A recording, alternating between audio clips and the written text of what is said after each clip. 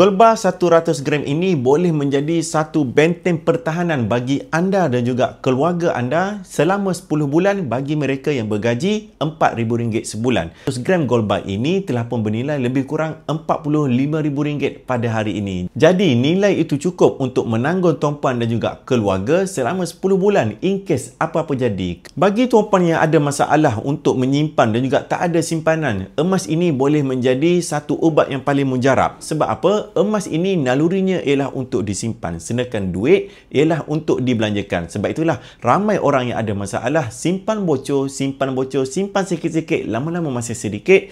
Mereka temui keajaiban dengan simpanan emas. Dengan Public Gold, tuan-puan boleh memulakan simpanan emas serendah RM100 ataupun 1 gram. Tuan-puan boleh menabung emas sedikit demi sedikit, segram demi segram, sehinggalah tuan-puan capai matlamat 100 gram yang pertama untuk dijadikan sebagai benteng pertahanan terakhir bagi tuan-puan dan juga keluarga.